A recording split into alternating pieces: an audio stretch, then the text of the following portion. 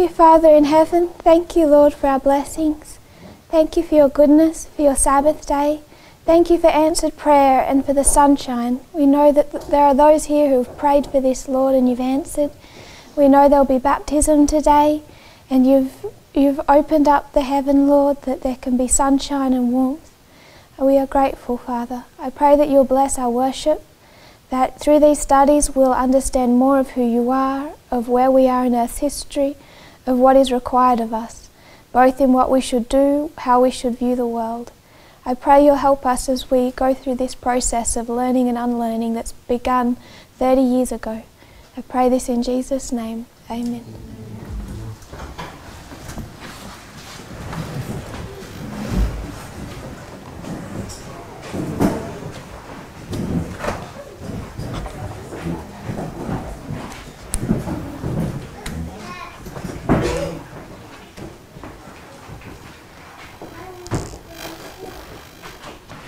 I'll just do a short revision.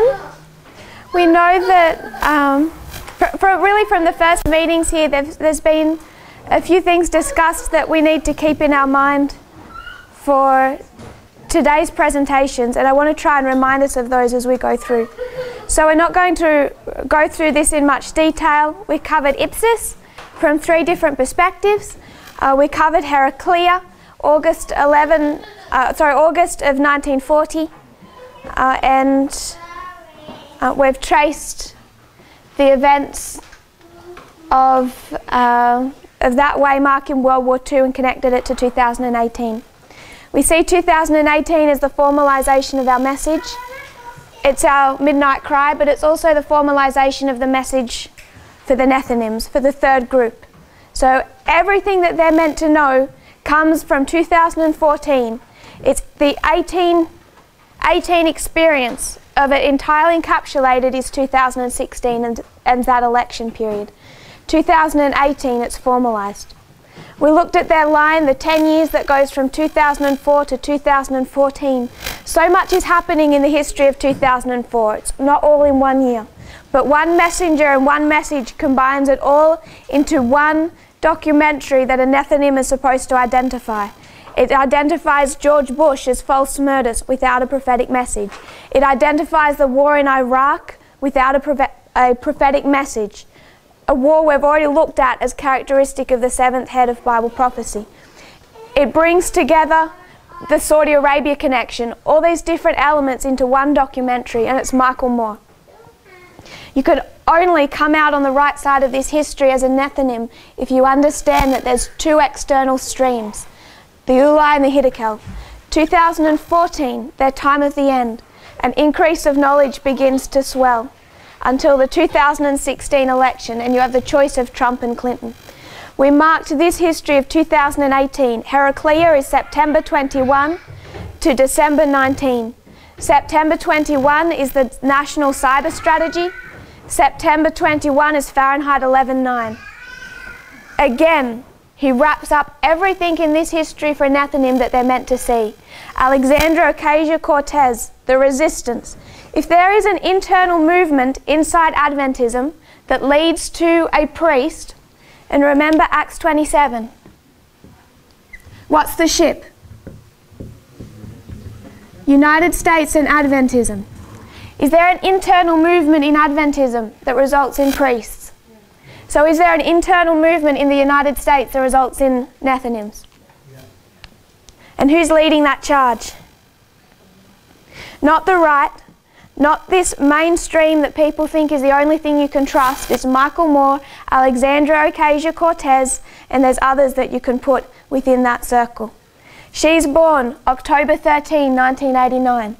October 13, 2018 is the formalisation of our message. It's in this history that she begins her work. It's in September 21 to December 18 that Fahrenheit 11.9 is released. If my source is correct, who sent me that thought, it's 126 minutes long. He covers Fox News, Donald Trump as the last president, the chiasm of 9/11 with 11.9, the resistance that's rising up, and also a number of other issues, including the environment. So we connected the history of Heraclea to the reform line of the Nethinims. And I think we need to consider more and more their reform line. Their reform line has only existed for the current dispensation that we're in. Before 2014, they were not in a reform line. So we're right on time to start identifying them. And what I want us to see is that what is happening within the world, it's not about us. On one level it is. But we have to not be self-centered. Our beliefs in conspiracy theories, what's the danger? Is it to you? It is to you. But why do we have to deal with it now? What are we about to do? What were the disciples about to do once they left the upper room after Pentecost? Share a message, and what first had to happen? They had to be ashamed of their fanciful theories. They had to identify them and be ashamed for ever believing them. That is the experience that has to happen before we share. So I want to take us away from this subject. And we'll just do a little revision and put a couple of other things in place before we go into a discussion of Sunday law. What I particularly want us to consider today is 2014. People are having real problems with 2014. What's some of the problems they have? Inside the movement, currently, what's some of the problems people are having with 2014? There's no Sunday law. What are they saying about that? Expand. There's a half right, half wrong issue. Kind of connected to that, not spoken, but the insinuation. What are we expecting? What did they think we should have expected to see in 2014? Some kind of Sunday law, external evidence. So externally, what do you think should have happened? To be content with that waymark. Others would have wanted to see, at least at the state level, Some Sunday laws in place. possibly federal level. So particularly from the federal level, we'd like to see some Sunday laws in place. What do you think they would look like?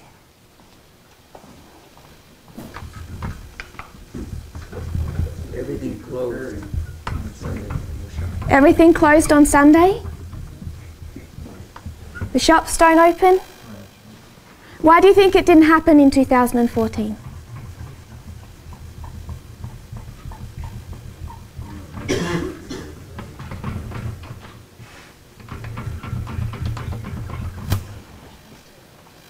Does anyone have any thoughts on that? So you think that it was delayed?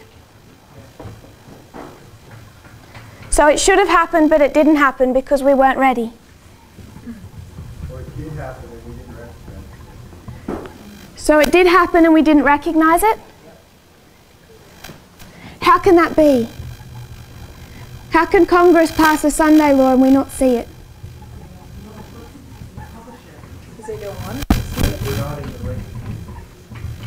We're looking for the wrong kind of Sunday law. What do you think Sunday law would look like then? It has to be a chipping away of the Constitution in order that they can dictate a moral law. So it's progression? What do you think Sunday law looks like on the line of 144,000?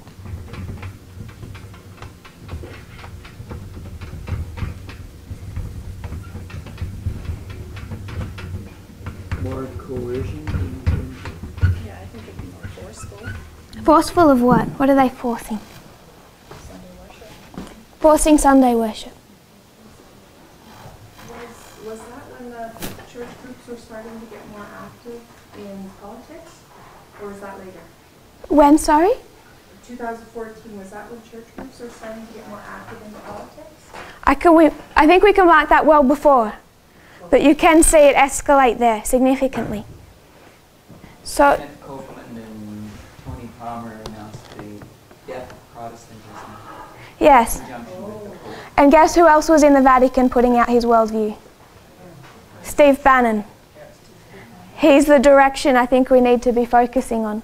In the Vatican 2014, talking about the Jewish Christian West that's under attack from socialism, atheism, and Islam. His three greatest threats. So before we go into 2014 and Sunday law, I just want to remind us of a couple of things. This is from Mount of Blessing 47.1.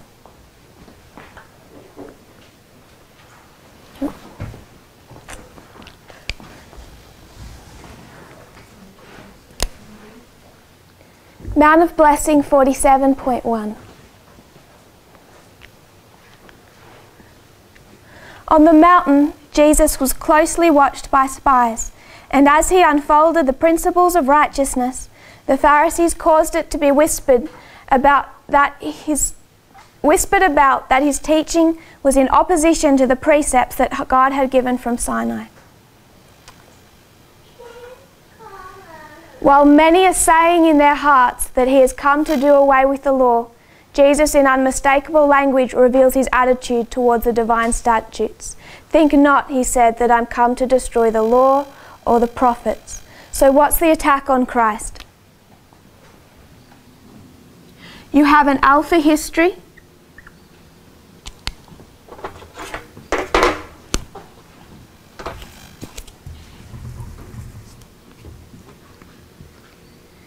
An alpha history of ancient Israel.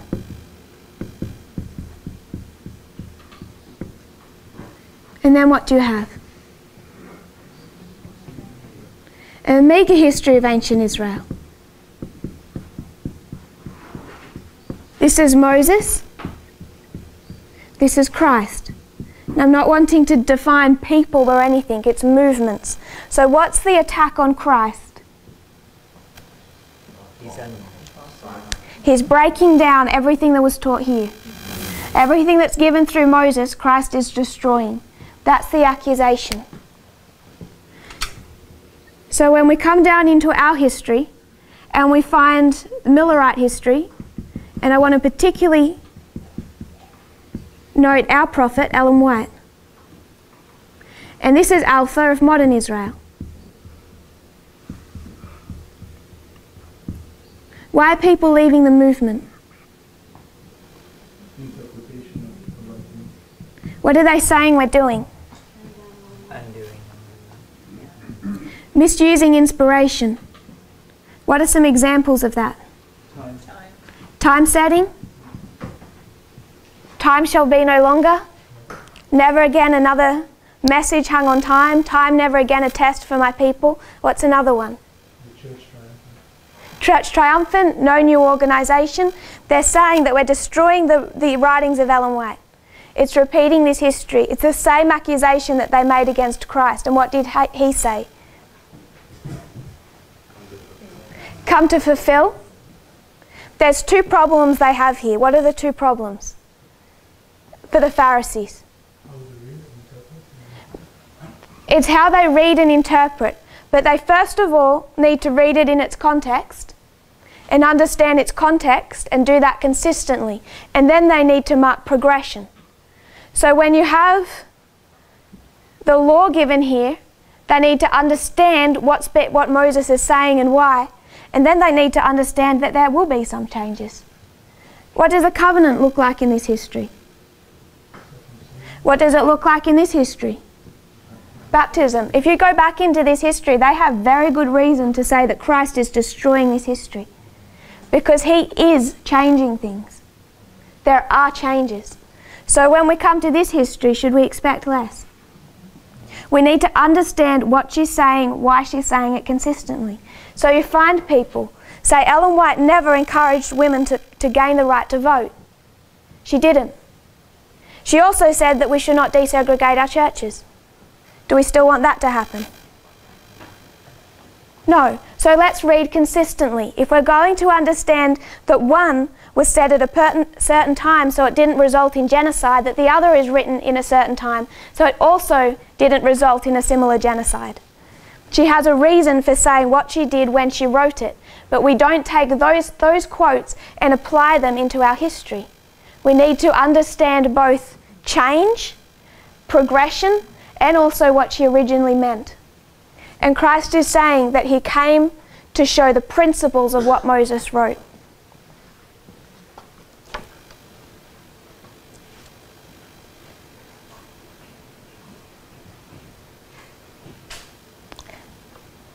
He came to reveal the great principles of righteousness. So that's one thought. We're just going to do a couple of scattered thoughts that I think we need to have in our mind for today. Our second thought. War in heaven, what did it look like? Revelation 12:7. If we'll turn to Revelation 12 verse 7.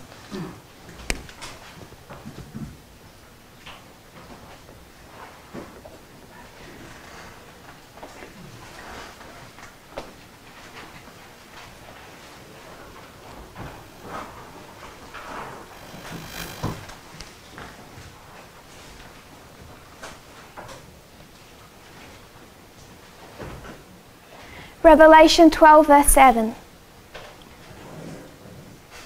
And there was war in heaven. Michael and his angels fought against the dragon, and the dragon fought and his angels. Question, what did this war look like? Influence? So there's two parts, Christ and his angels, Satan and his angels, and what are they doing? Fighting. How are they fighting? What's the mode of warfare? Information. I want you to look up, if you have a device, 7MR. 7MR 63.2.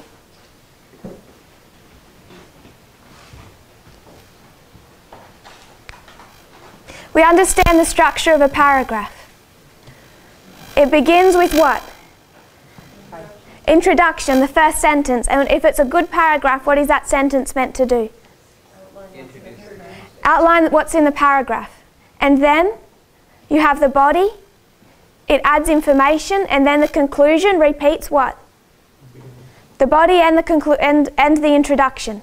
It wraps it all together. So in 7MR 63.2, what's the conclusion? The end of that paragraph. The summary. It's Revelation 12:7. So you know that in the introduction and in the body, she's going to explain Revelation 12 verse 7. And what does the first sentence say? The first phrase. The influence of mind on mind, so strong a power for good when sanctified, is equally strong for evil in the hands of those opposed to God. This power Satan used in his work of instilling evil into the minds of the angels. And then the body, then the conclusion, and there was war in heaven. So what did the war in heaven look like? What were they fighting over? Mind on mind. So we don't think that Satan took up some poles of the New Jerusalem and started to beat people. He wasn't fighting God. That would be a suicide mission. The only hope of overthrowing God was how? Disinformation. You have to subvert from the inside. So he has to go into Christ's own kingdom, his own angels, and subvert from the inside. So the very first war ever known is what kind of war? Mind on mind. If we believe in end from beginning, what's the very last war? Which very last war? The end of the world. We could see this on two different levels. We could see it as World War III. Are we okay with that? The final war on earth between King of the South, King of the North. Are we happy with that? That this must also be mind on mind. But is this the last war? When's the last war?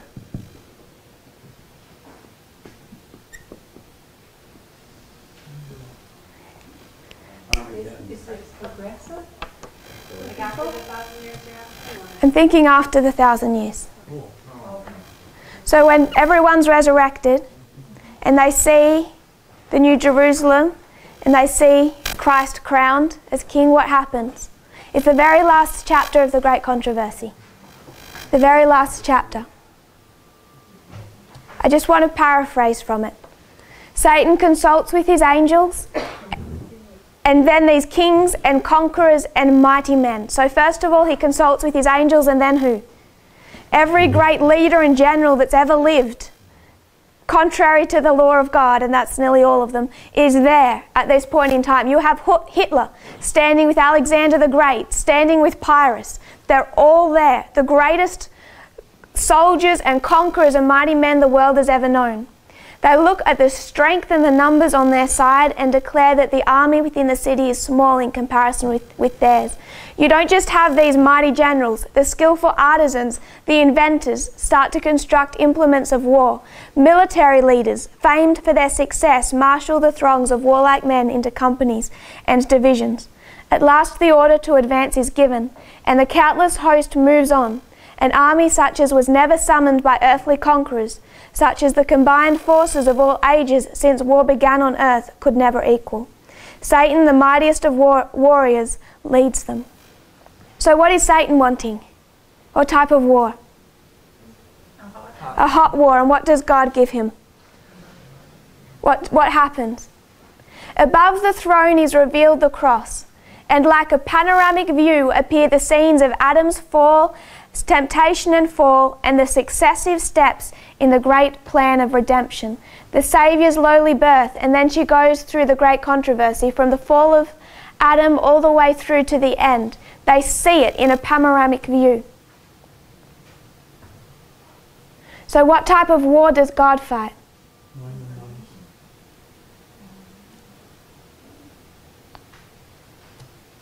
The aim of Satan has ever been to justify himself and to prove the divine government responsible for the rebellion.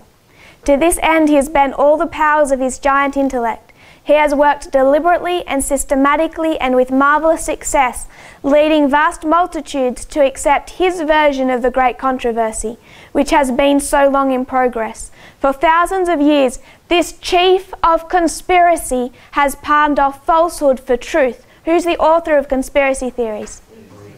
Satan, because he can palm off falsehood for truth. And through this, he causes multitudes to accept his version of the great controversy. He approaches the New Jerusalem ready for a hot war. And what does God do? It's a war of information. And what does that do to Satan's forces? The time has come for a last desperate struggle against the King of Heaven. He rushes into the midst of his subjects and endeavours to inspire them with his own fury and arouse them to instant battle. But of all the countless millions whom he has allured into rebellion, there are none now to acknowledge his supremacy. His power is at an end. How does Satan end?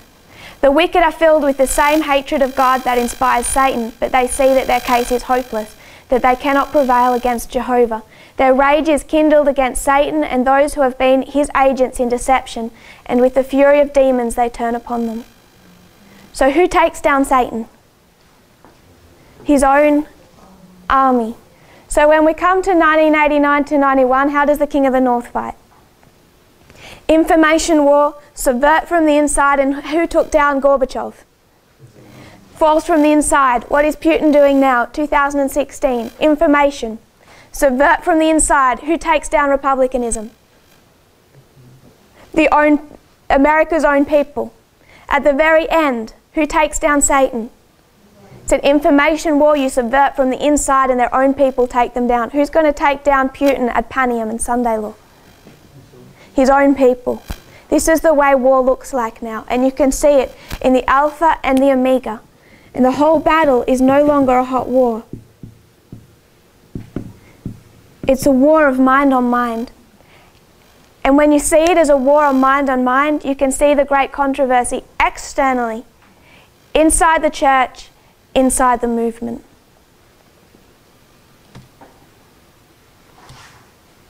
I want want us to spend a moment on conspiracy theories. What does a conspiracy theory look like? We don't have much time, so I just want to deal with a couple.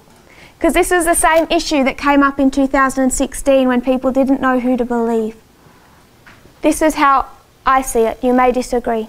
I say there's a large body that you could call the establishment. Whatever that establishment looks like.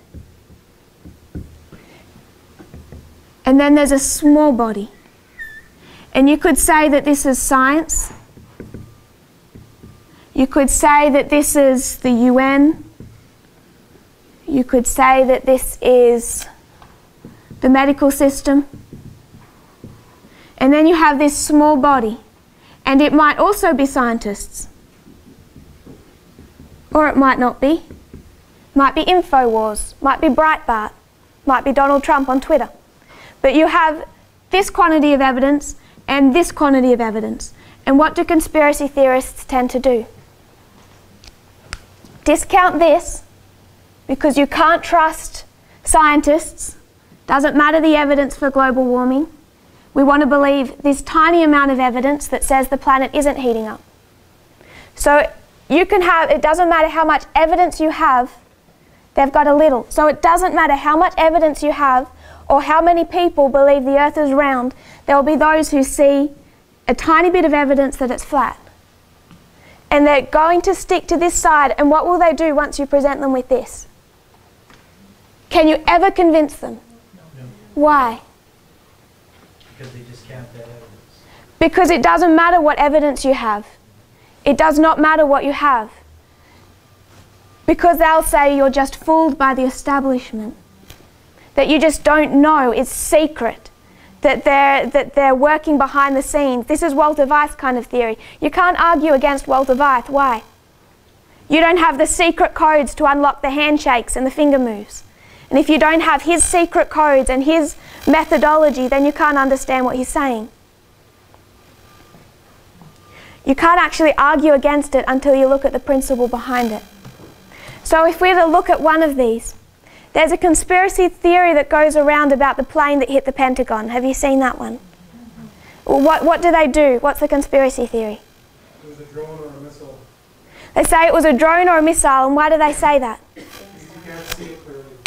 Because you can't see it clearly, and yet then you see a photo. Have you all seen the photo? And what does it look like? What does a hole look like?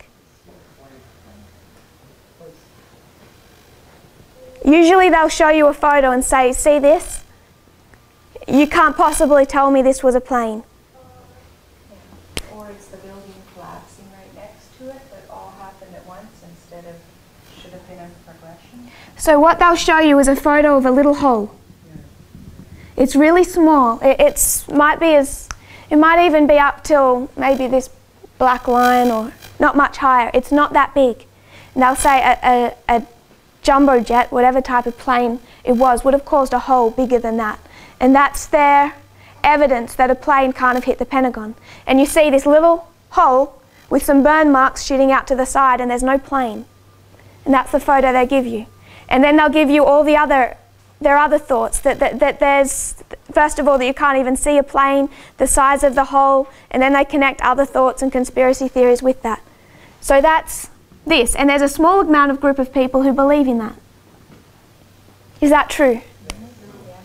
I mean, it's not true, but they believe it. Go to the original photo. How big was the hole? It was big. It's huge. It's absolutely huge. What photo are they showing you here? This is inside the Pentagon. This is outside the Pentagon. And in between, how many levels, layers of concrete do you have?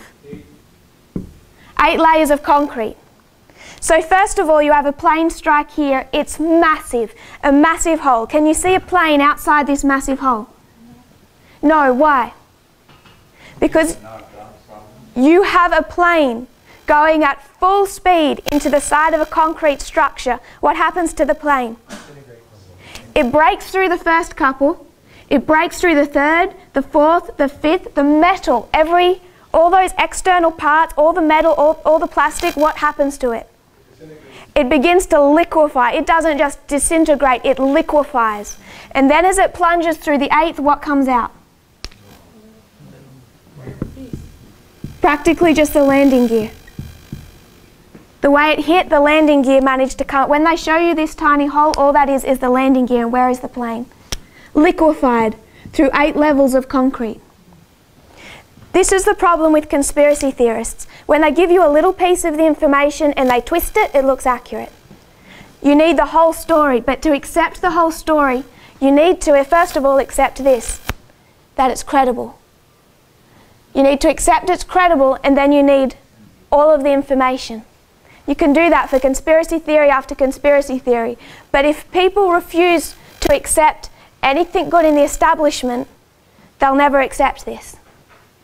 They'll just think that you're also fooled by the establishment. Another one, man never walked on the moon. They'll show you a little bit. They'll bring in a couple of conspiracy theorists who seem to have credentials, and they'll try and show you that man never walked on the moon. You can go through to the science websites and they'll lay out, discount every conspiracy theory connected with it. The problem is it's bigger and more complicated than most people even want to look at. How it's possible. Chemtrails.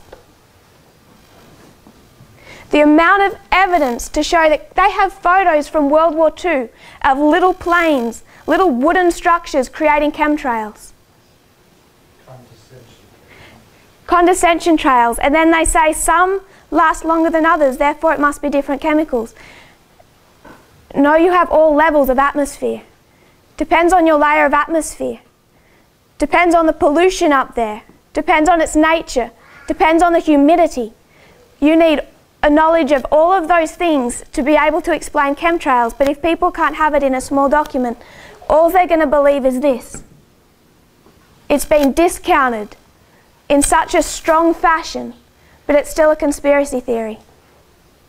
AIDS. Gorbachev apologized for inventing the conspiracy theory the United States invented AIDS. He apologized for that. 1798, what begins to happen?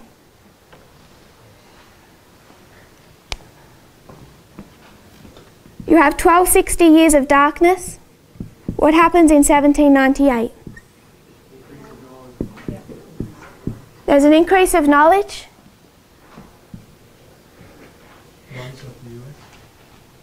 I want us to remember. What do we do with our reform line? To understand anything that happens in the future, what do we have to do with our reform line? Go back to the beginning. When's our beginning? 1989, just 1989? 1798 to 1989 to 1991. This is a period of time, so if you want to see fall of the Soviet Union, it's not all 1989, it's a 3-year history. Rise of the World Wide Web, it's a 3-year history. There's other things you connect, but it all comes down to this period of time. It's a 3-year period. 1798, what's invented that changes the course of our world?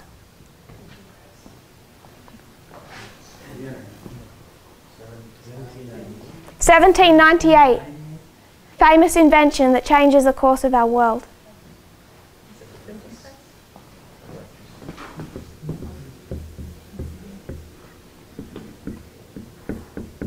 It's the vaccine.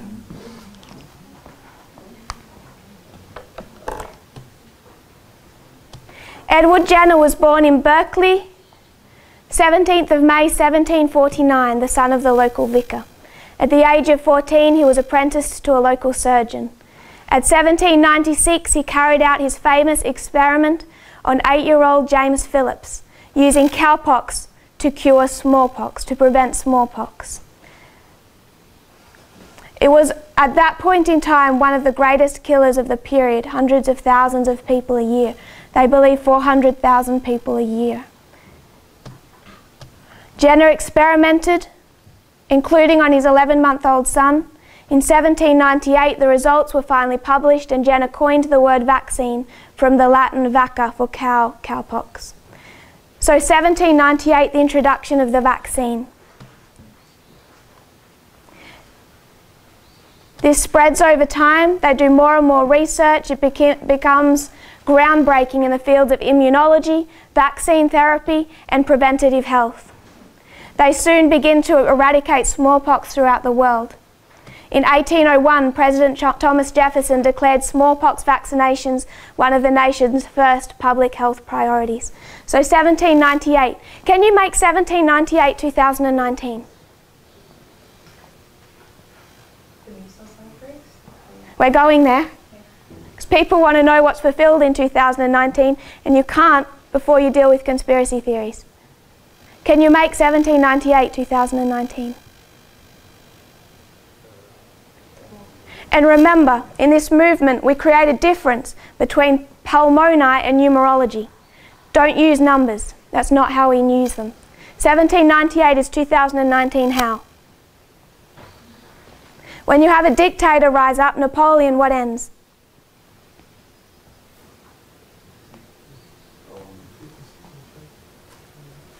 What ends when you have a dictator stand up at 2019? Freedom? Republicanism? 1798, the rise of the lamb-like beast. I think we should be able to see that 1798 can represent 2019. Rise of the lamb-like beast, fall of the lamb-like beast. 1798, vaccines are invented. When do you have a massive measles outbreak in the US? 1893.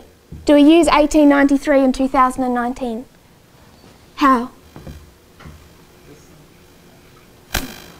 The 126. It's the premier evidence for 2019 with the 126. It's the Sunday Law, 1893 Sunday Law in Congress. When was our last major vaccine? When was the last measles outbreak in the United States? Before this year.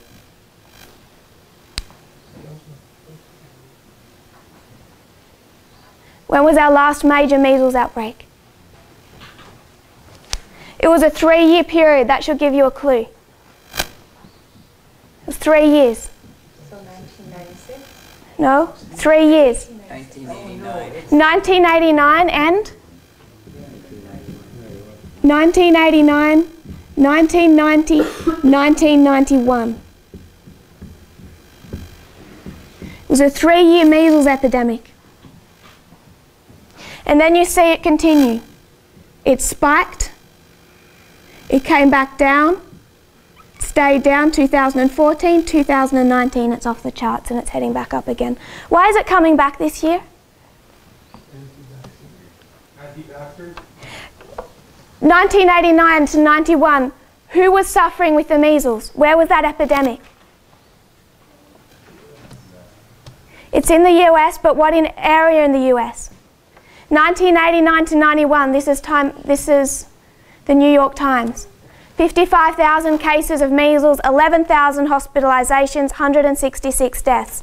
That doesn't include all of the lifelong effects, including brain damage. Most of those infected were unvaccinated Black and Latino children under the age of 5. They lived in inner city areas concentrated in Los Angeles, Houston, it lists the cities. The California Department of Health Services determined after the outbreak this was an epidemic among unimmunized, economically disadvantaged minority infant and young children. That's what it looks like in 89 to 91.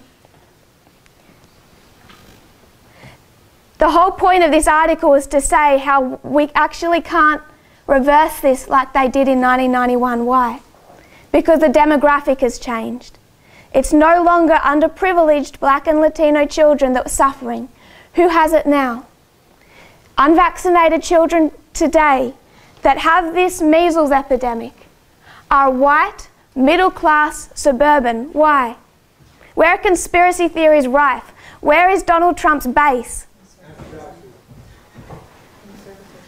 Conservative, middle-class, white America. Because the demographic profile has changed, they actually don't even know how to handle it. Now it's gone from a matter of unavailability to a matter of choice. Melissa Stockholm, Assistant Professor of Pediatrics, Population and Family Health at the Columbia University Medical Center, said, "When it was an issue of access to healthcare, we knew we could get in, we could offer vaccinations, and we could get kids vaccinated. It wasn't that the parents were against it." Immunisation promotion campaigns encouraged middle-class families in particular to vaccinate back in the early history. And it was that poor demographic that were left out and suffered. But it's completely flipped, and it's flipped in 30 years because of the introduction, this rampant spread of conspiracy theories. So when Donald Trump is at a campaign rally, what's he going to say about vaccines? He puts out all the conspiracy theories. Doesn't say they're all bad, he just starts saying, you know, well, it's a bad idea, like it looks kind of terrible, need to slow it down. He starts introducing doubts because he needs to understand his demographic and speak their language. There is science, scientists, and there are scientists. We need to understand this side of the issue. Because if we want to understand 2019, we need to take it back to 1989. If we want to understand the 7 last plagues, where do we take it to? Do we think this rule of interpretation is going to change? Do we think some new outbreak of a new disease that's never existed before is going to come in? No. The exact same way some new mode of warfare never seen before is going to come in. It's the old coming back. And when it comes to health crises, it's the old coming back. We should be worried. 1994 was the first epidemic of what in the United States? Polio. It'll be the same coming back. The greatest threat internally and externally that we have is forgetfulness. If people remembered what it was like when 400,000 people in the US died every year from smallpox, if they remembered what it was like when you had Hitler rise up and he seemed like such a good person and he just wanted to make Germany great again. If we had any type of memory back into our past history, we wouldn't be making the same mistakes today. This is really just an introduction. What I want to look at today is 2014.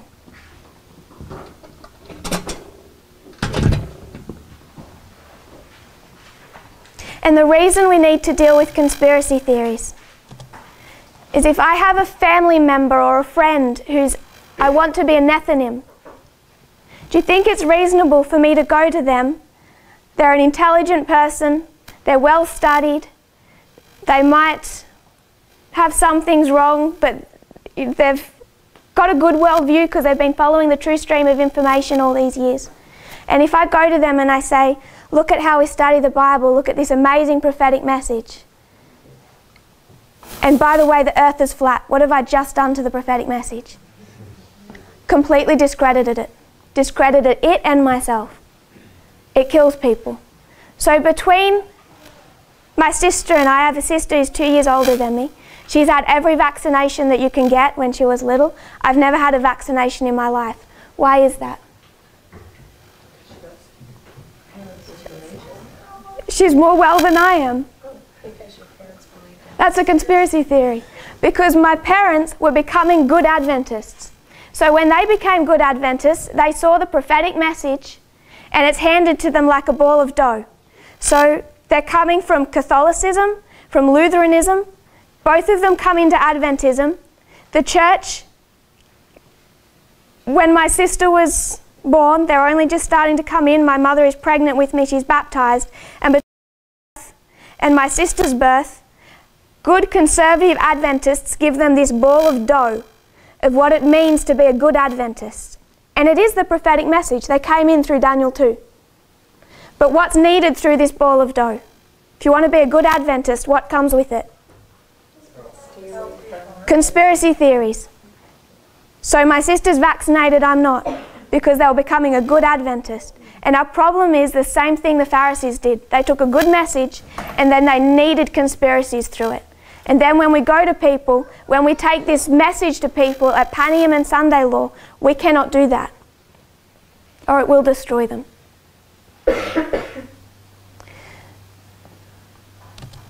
want us to consider 2014.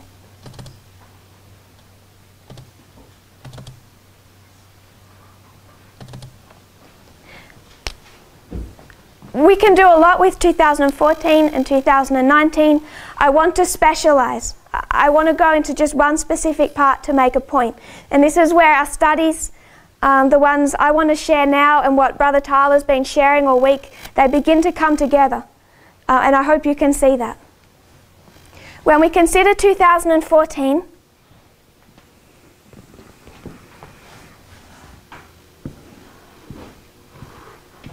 what is 2014? What are some of the symbols we can put there? This is Sunday law. What else is it? You could call it different things. Yes? And? If we were to go into Millerite history, what do we put here?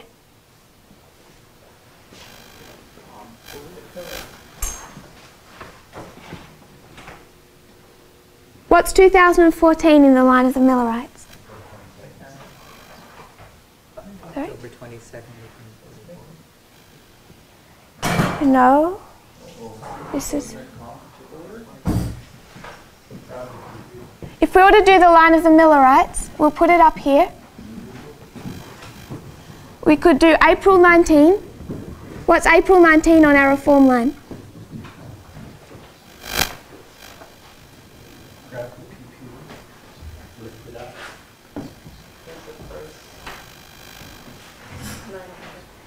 9/11.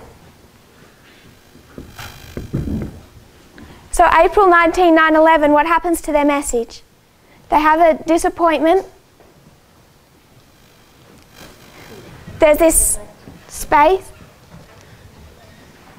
So 2014, we bring up to the line of the Millerites. What happens? July 21st. Can we all see that?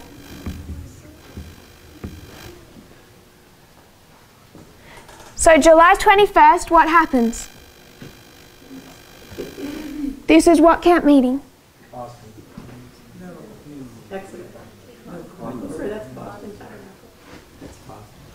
We'll go to... It's Midway.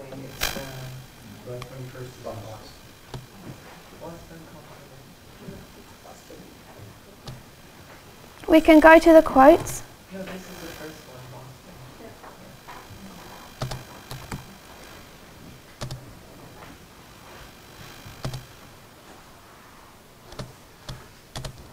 If I can... We'll look up the quotes.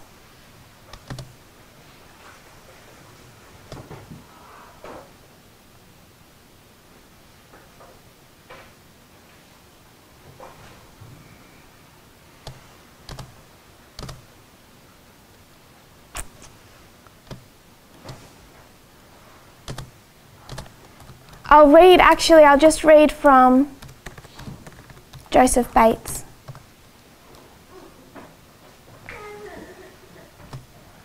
Joseph Bates in the Pioneer Writings.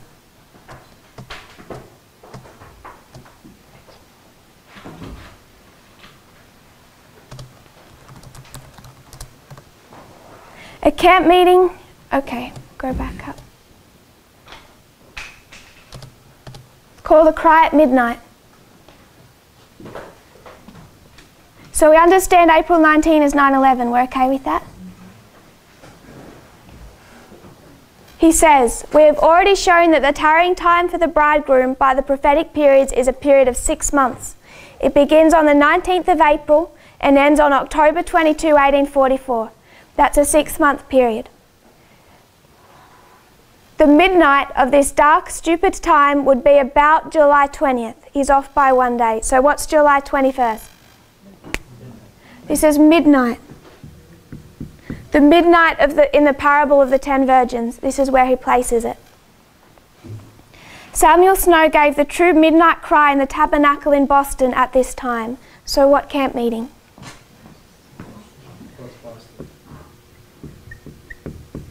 This is Boston. It's where it begins. So 2014 is Sunday law. What begins at Sunday law? What begins to swell? A swelling begins. What begins at Sunday Law is a swelling of a cry. What begins at Boston? The same thing, the swelling of the midnight cry. At midnight, in the dead of the night, the cry was raised, July 21st. A camp meeting was held in Concord somewhere about the 1st of August. So then we mark the 1st of August.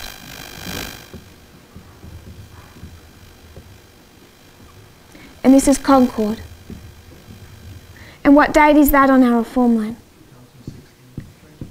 2016. And then there's another camp meeting. Exeter, when does that begin? I want to mark the 12th for a purpose. And then you have October 22. So this is how Joseph Bates lays out, and you can go to other witnesses. July 21st is Boston. It's the beginning of the swell of the midnight cry. We would bring it down to any Sunday law, and it's the beginning of the swelling of the loud cry. We place 2014 as Sunday law. So what principle can we learn from July 21st? What can we take from this?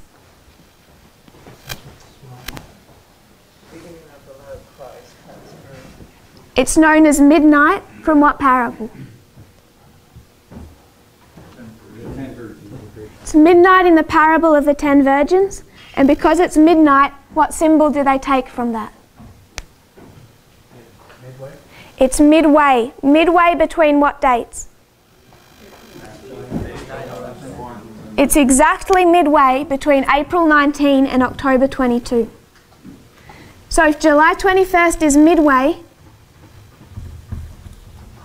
between April and October, when is 2014 midway? First the literal, then the spiritual. First the literal, then the spiritual. What's April 19? –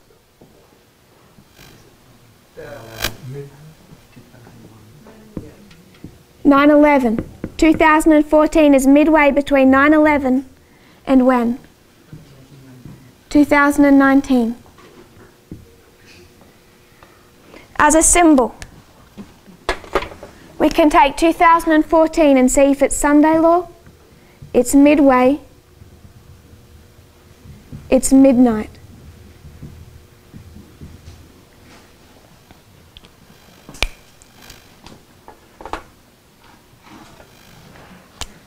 Between 9/11 and 2019, and this is when a swelling occurs. Boston, Concord, Exeter, October 22.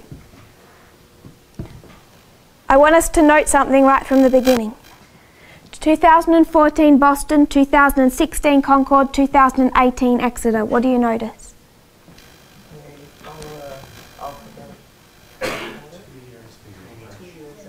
2 years in between, and why is that neat?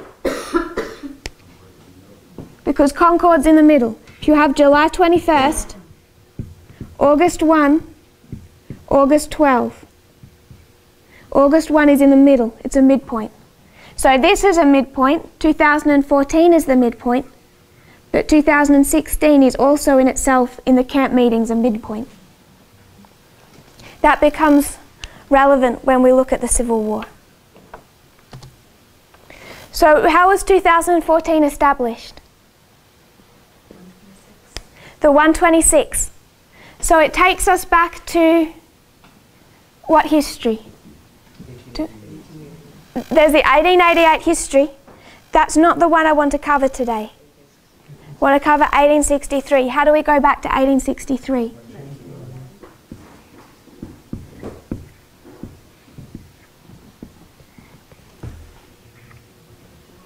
The 151. This was when the message of the 2520 and time from 9/11 to 2014 fully swelled, when we understood the 126 and the 151, and we could predict time with 2014. So 1863. What does 1863 represent? Yes, and what else would you call that period? Captivity and a scattering. So 1863 takes you to what way mark, if you're going to say scattering? It has to take you to a gathering. 1989. So if it's 1863 is the story of scattering and gathering, where does it take you? To 1989. But if it's a story of a Sunday law, where does it take you? 2014. So we have the exact same thing we did with Ipsos or with the parable. It depends on your perspective, what you're trying to learn, what thread you're wanting to pull, how you see these dates. 1863 can be 1989 if you're marking the beginning and the end of a scattering. But if you're marking civil war and the middle of a civil war, it's not 1989. So I want us to look at 1863. And we can do this with the 220. If we did this to the 220, where does it take us?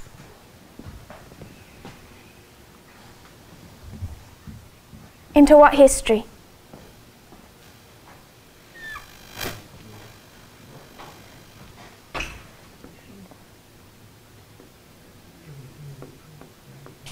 (1794), and what's 1794? What part of the French Revolution? It's the midpoint.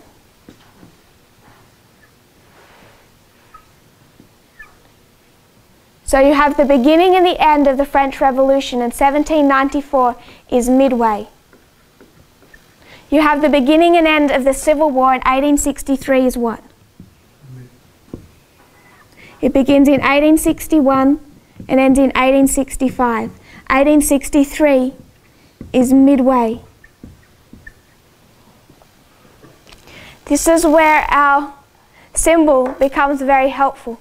It enables us to take a whole history of the French Revolution and understand it over here. And the whole history of the Civil War from 61 to 65 is present truth from 9/11 to 2019.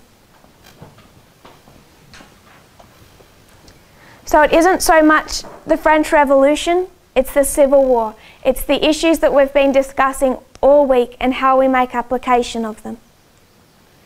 In 1861, what begins to happen? Separate thought. Acts 27. What happens in 1863? 1798. There's a ship. The ship is sailing on its course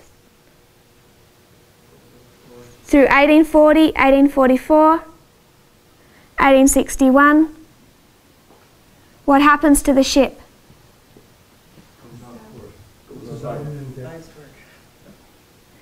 Goes off course, and it never again gets back on course.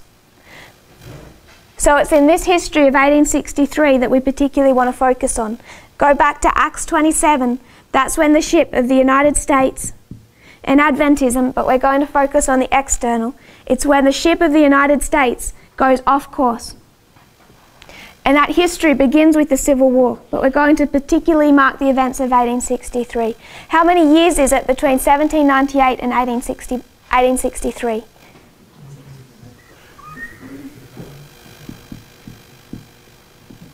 Sorry, 1861 here. 1798 and 1861. 63 years. And what's a 63-year period?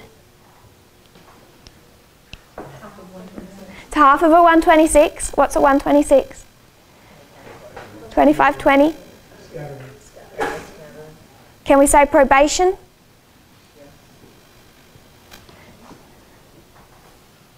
How long did they have to get rid of slavery before God did it for them? 63 years. We're going to look at that more closely. So 1861, the Civil War begins. And there's an effort before 1861 by the religious leaders in the United States, the Protestant leaders, to introduce a element of Christianity into the American government and the Constitution. They want the United States declared as a Christian nation. In 1861, Reverend Mark Watkinson of Pennsylvania, pastor of Prospect Hill Baptist Church, sends a petition to the Treasury Department of the United States, dated November 13, 1861. This petition requested that the Treasury Department includes a statement recognizing Almighty God in some form on our coins in order to relieve us from the ignominy of heathenism. At this point in the Civil War, it's just begun. There's a call by the religious leaders of the North to come up with a phrase to be stamped on their coins that recognizes God's leadership of their nation. Why are they doing this in 1861? Saying they have God on their side. They're saying they want to say that they have God on their side. So you have the North, that the outcome is very much uncertain at this point in time, and the North wants to make a statement that God is on the side of the North in this civil war. They'd periodically called for this prior to the Civil War, but it hadn't happened. So why did the Civil War happen? Why was there a Civil War?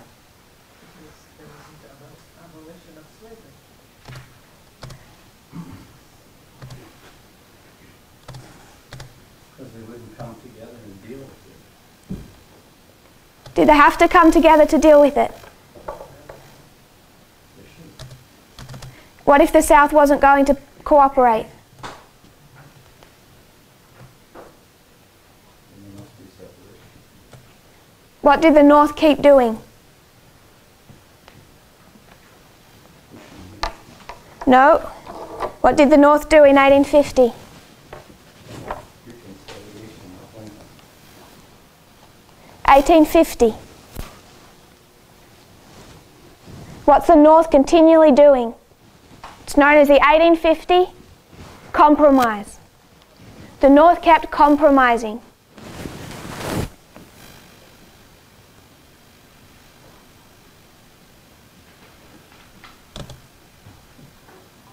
So in this history, what you have is a national crisis.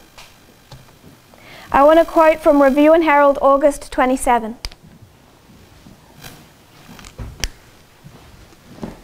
Review and Herald, August 27, 1861.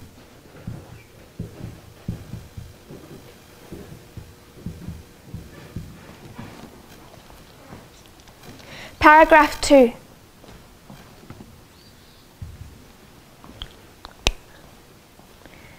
She says, God's anger burns against this nation, and especially against the religious bodies who have sanctioned and have felt themselves engaged in this terrible merchandise.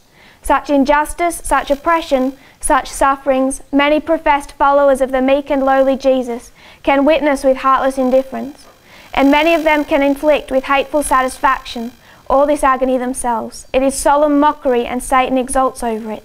God's anger will not cease until he has caused the land of light to drink the dregs of the cup of his fury. It looked to me like an impossibility now for slavery to be done away with. God alone can wrench the slave from the hand of his desperate, relentless oppressor. Was a civil war the judgment of God? Yes, you could go through statement after statement that Ellen White says that the United States is under the judgment of God. She says that their cup is full. But why are they under the judgment of God? Is this what the Protestant leaders are saying in this time? No.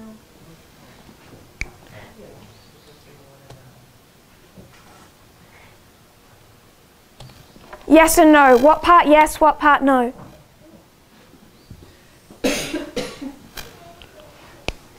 Are they saying that the United States is under the judgment of God? Yes.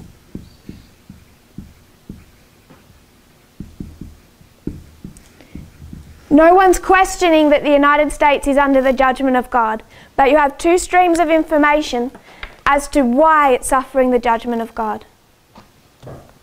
So in 1861, they make this petition to come up with a religious phrase to be stamped on their coins. Secretary Chase instructed James Pollock, the director of the Mint in Philadelphia, to prepare a motto. In 1863, Congress decides on a motto and passes a law stating that this motto will be placed on their coins. The motto they have decided upon is "In God We Trust." Did not exist on American currency before 1863. 1863 was what was happening prior to 1863. From 61 to 63, who's winning? You have the South winning. Who's the South? What political party? No. So you have the North. Tyler can shout out if I'm wrong. The North is Republicans. And I know he might say this is simple. The South is the Democrats. I want to make one statement from the beginning. Donald Trump, does he represent the North or the South? It depends. When it comes to the North, what is he?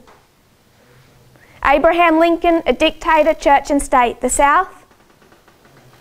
Slavery. He can represent both.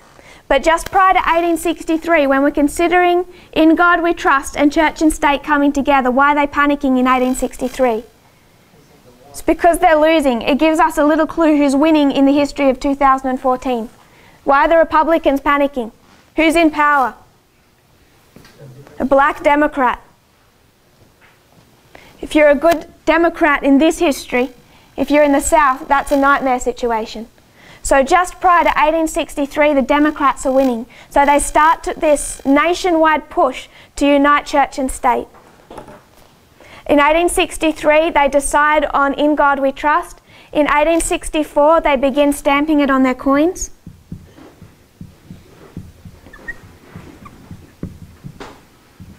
And in 1865, they pass further laws of Congress, they start putting out new currency, and it becomes much more official. In 1865, they passed an Act of Congress allowing the Mint Director, with the Secretary's approval, to place it on all gold and silver coins that shall admit the inscription thereof.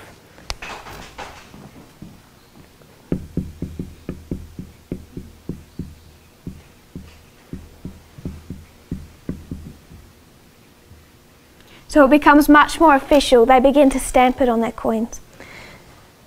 So we're just about out of time. I'll just close with this one other thought. So 1861 to 65, it's bookending a national period of crisis. It's in this beginning of this period of crisis, they begin to feel the need to introduce a religious phrase. And this religious phrase is "In God We Trust." That's decided upon in 1863. It begins to be stamped in 1864. In 1865, by an Act of Congress, that becomes official. If you kneel with me in prayer, we will come back and continue that thought.